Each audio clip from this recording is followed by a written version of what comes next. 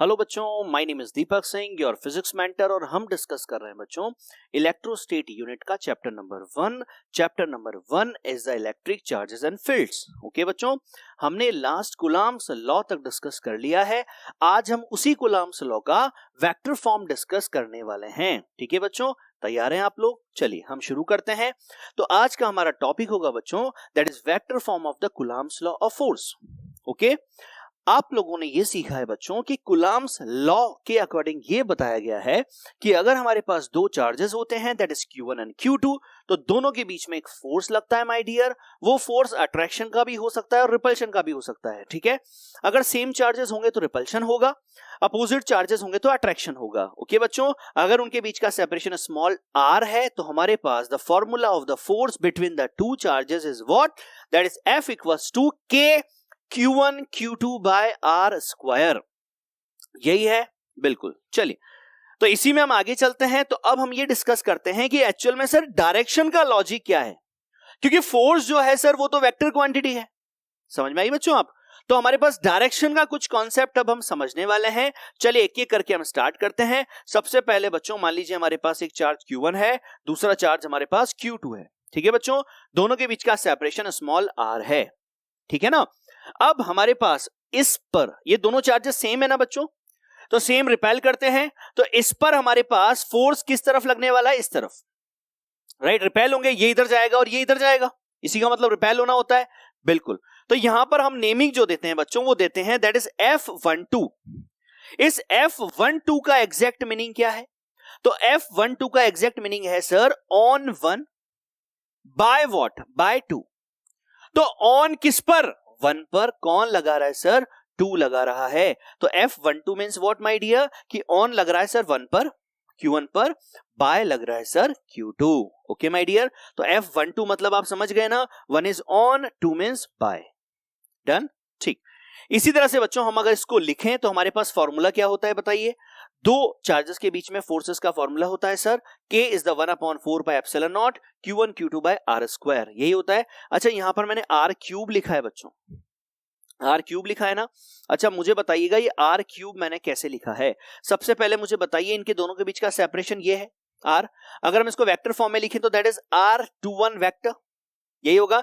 लेकिन आपको पता है कि ये इधर आता है मैग्नीट्यूड। अच्छा, इसको कैसे लिखा गया है वो मैं आपको थोड़ा सा एक्सप्लेन करता हूं बच्चों, देखिएगा ध्यान से।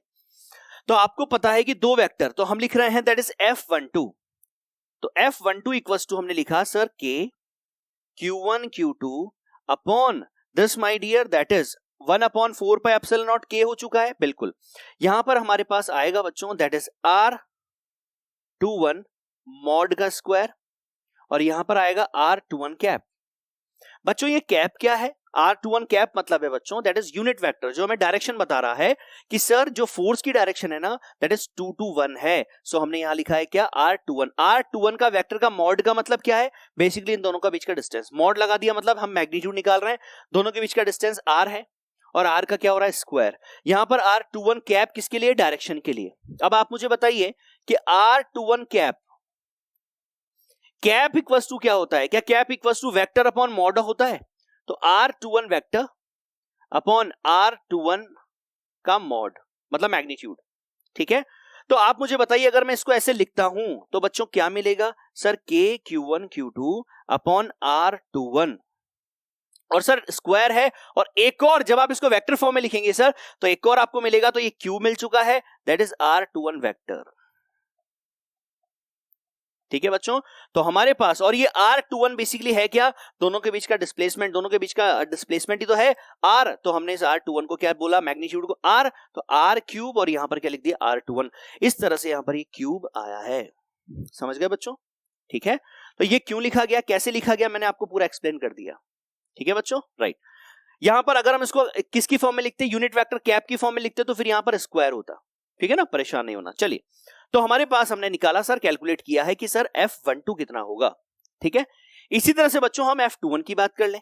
बताइए F21 कितना होगा? तो सर सेम एग्जैक्ट इसी तरह से लिखा जाएगा। F21 इक्वल्स टू होगा sir 1/4 by epsilon not that is K Q1 Q2 by R cube, और यहां पर आ जाएगा sir that is what, that is R12 vector, क्योंकि एक R मैग्नीट्यूड इधर आ चुका है दैट इज R क्यूब हो गया। ठीक है बच्चों, तो लिख सकते हैं ना, कोई परेशानी तो नहीं?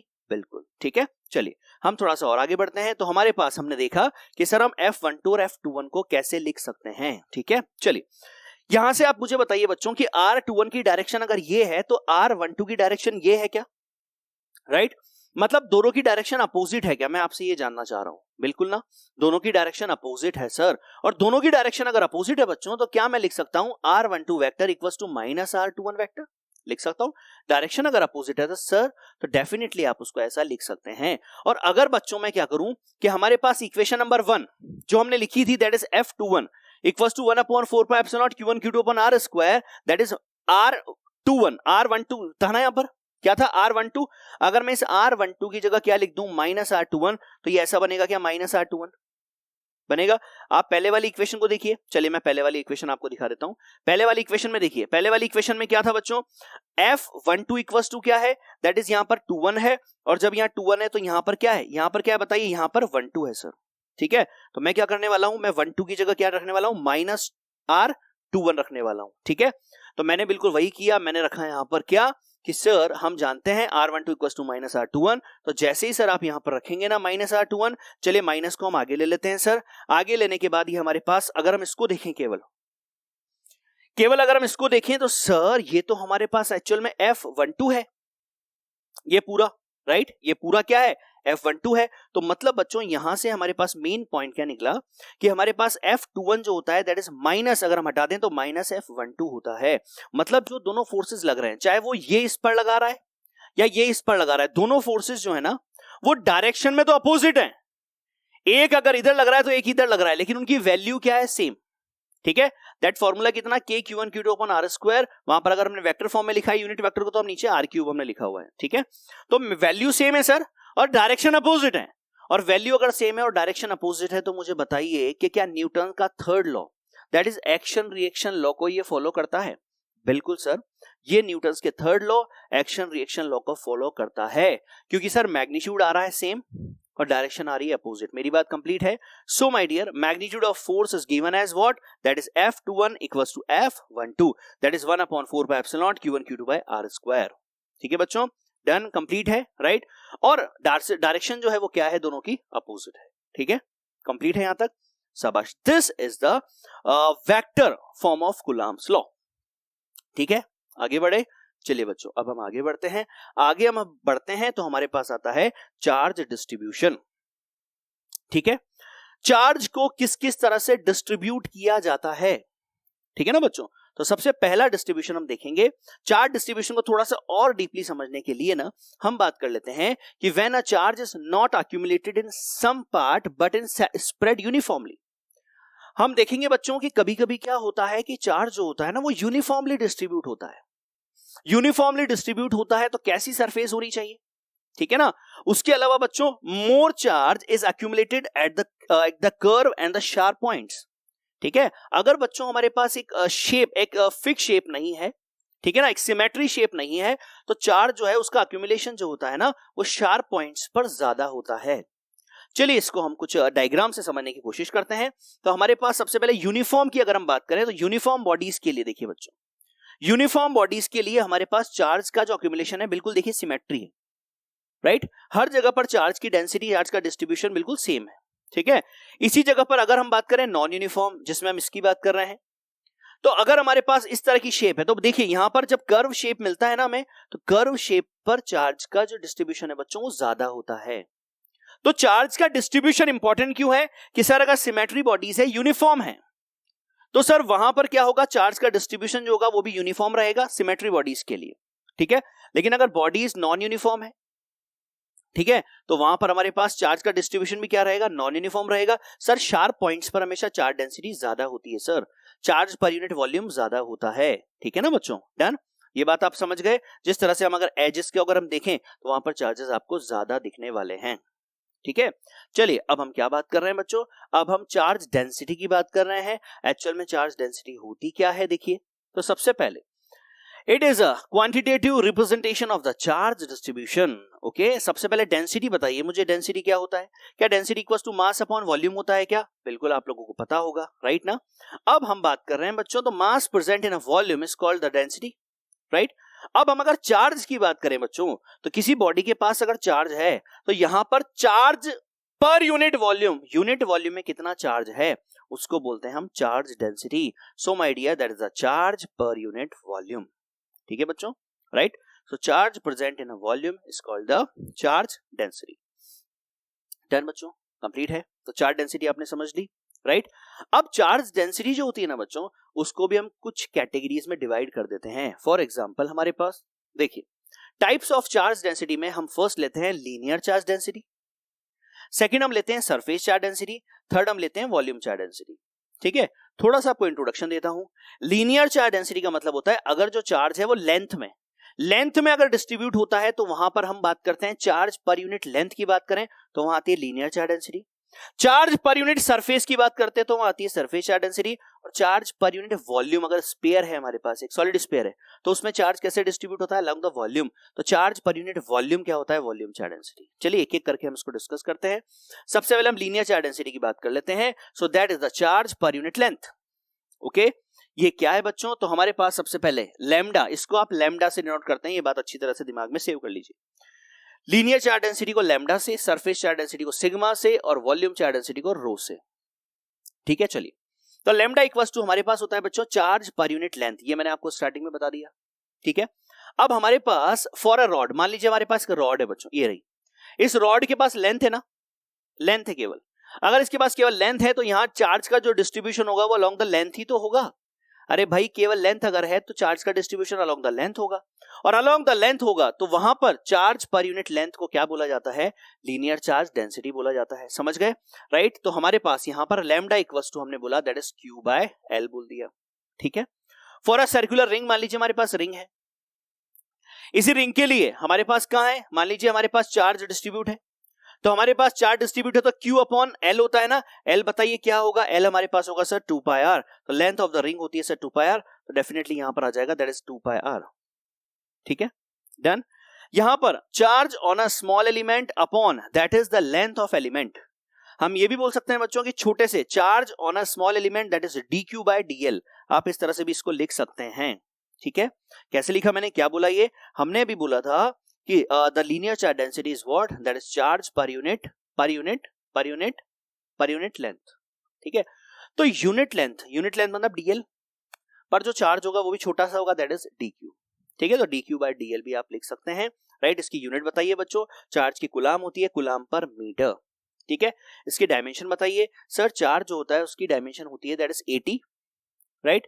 हमारे पास dl मीटर, मीटर की l ऊपर आएगा तो that is l minus 1 m0, that is l. a हमारे पास क्या होती है 80, so that is a. Current का डायमेंशन क्या होता है a, तो यहां पर क्या आ जाएगा a. ठीक है, a1 t1. समझ गए बच्चों, डायमेंशन कंप्लीट है, शाबाश. तो ये है हमारे पास linear charge density, that is charge per unit length. ठीक है, डन. इसके बाद हम चलते हैं बच्चों सरफेस चार्ज डेंसिटी सिग्मा पर. ठीक है, सिग्मा क्या है, तो sir charge per unit area जो होता है ना वो सरफेस चार्ज डेंसिटी होती है. ठीक है, यहां पर हम बात कर लेते हैं a surface has only area, so my dear that is the q by a. ठीक है, फॉर अ डिस्क की अगर हम बात करें तो डिस्क के लिए बताइए हमारे पास रेडियस अगर r है, चार्ज q है हमारे पास, तो बताइए इसके लिए हमारे पास सिग्मा कितना होगा, तो वो होगा sir q by a. a is what, that is a is the sir pi r square. ठीक है बच्चों, इस तरह से हमने क्या कैलकुलेट कर लिया, इसके लिए सरफेस चार्ज डेंसिटी को कैलकुलेट कर लिया. बिल्कुल सेम जैसे वहां हमने लिखा था उसी तरह से हम यहां लिख सकते हैं कि charge on a small element upon what, that is area of element. तो that is sigma upon that is the dq upon dA. ठीक है बच्चों, राइट. यूनिट बताइए sir coulomb per metre square. Dimension की अगर बात करेंगे तो हमारे पास आ जाएगा सर l-2 m0. I की जगह आपको पता है बच्चों a आता है, a1 और t1. डन. ठीक है, ये हो चुका है सरफेस चार्ज डेंसिटी. अब हम आते हैं कहां, वॉल्यूम चार्ज डेंसिटी पर. वॉल्यूम चार्ज डेंसिटी को किससे डिनोट करते हैं, रो से करते हैं. अच्छा बताइए वॉल्यूम चार्ज डेंसिटी क्या होता है, sir this is the charge per unit volume को क्या बोलते हैं, वॉल्यूम चार्ज डेंसिटी बोलते हैं. ठीक है ना, इसमें हमारे पास स्फीयर हैज अ वॉल्यूम. मान लीजिए स्फीयर की अगर हम बात करें तो हमारे पास क्या होने वाला है, रो इक्वल्स टू होगा सर q बाय v. यही होगा ना, बिल्कुल. तो फॉर अ स्फीयर मान लीजिए हमारे पास चार्ज का डिस्ट्रीब्यूशन है कंप्लीट, तो हम क्या लिख सकते हैं सर, रेडियस अगर r है, चार्ज अगर q है सर, तो हमारे पास रो इक्वल्स टू हो जाएगा that is q by v. ठीक है, v आपके पास है 4/3 pi r cube. Done. This is what, this is rho, ठीक है, this is rho and this is called the volume charge density, ठीक है। सेम जैसे हमने पहले लिखा है वैसे हम अभी भी लिख सकते हैं कि सर हमारे पास रो इक्वल्स टू होगा that is dq by dv, यही होगा ना, बिल्कुल। इसका यूनिट बताइए, यूनिट होगा sir coulomb per metre cube, dimension हो जाएगा sir L3 that is m0 that is A1 sir and that is T1। Okay बच्चों, कंप्लीट, राइट। तो हमने बहुत अच्छी तरह से समझ लिया है कि सर चार्ज डेंसिटी क्या है, basically the charge per unit volume है, ठीक है। इसके अलावा डेंसिटीज जो है चार्ज की वो अलग अलग कैटेगरी में डिवाइड की गई है। एक लीनियर चार्ज डेंसिटी होती है lambda that is Q by L, surface charge density Q by A, volume charge density Q by V। Done, okay. So now हमने अभी देखा, अब हम इसको एक टेबल में कन्वर्ट कर लेते हैं। तो हमारे पास linear charge density that is lambda है, रो है और सिग्मा है और रो है। एग्जांपल रॉड की बात करें, हमारे पास lambda equals to Q by L होगा that is coulomb per metre होगा, that is L minus 1 m0 that is I की जगह A आ जाएगा, ठीक है। फॉर्मूला आपको पता है बच्चों। इसके बाद हमारे पास general formula lambda equals to dq by dl आप लिख सकते हैं, ठीक। इसके अलावा आपके पास डिस्क के लिए बात करें तो Q बाय A होगा, वही कूलम्ब पर मीटर स्क्वायर होगा, यहां पर वापस से A आ जाएगा that is A1, sigma equals to Q by A हो जाएगा that is sigma equals to dq by dA हो जाएगा, ठीक है। स्पेयर की बात करेंगे बच्चों, rho equals to Q by V होगा, कूलम्ब पर मीटर क्यूब होगा, दिस और यहां पर फाइनली हमारे पास मिल जाएगा दैट इज सर, अच्छा यहां पर आपको पता है ना बच्चों, वापस से I की जगह A हो जाएगा, ठीक है, dq बाय dV। डन। इस तरह से हमने क्या किया बच्चों, हमने तीनों चार्ज डेंसिटीज लीनियर, सरफेस और वॉल्यूम तीनों को डिस्कस कर लिया है। चलिए बच्चों अब हम कुछ क्वेश्चन करते हैं बेसिकली। तो हमारे पास surface charge density is denoted by, बताइए आप मुझे, सरफेस चार्ज डेंसिटी को किससे डिनोट करते हैं? सरफेस चार्ज डेंसिटी को सर सिग्मा से डिनोट करते हैं, ठीक है। चलिए सेकंड क्वेश्चन पर चलते हैं। सेकंड क्वेश्चन क्या है, the unit of linear charge density is, तो unit of linear charge density क्या होगा, तो sir that is coulomb per metre, क्योंकि that is sir lambda, lambda equals to Q by L, Q by L means what, that is Q is the charge, तो that is coulomb per metre, okay.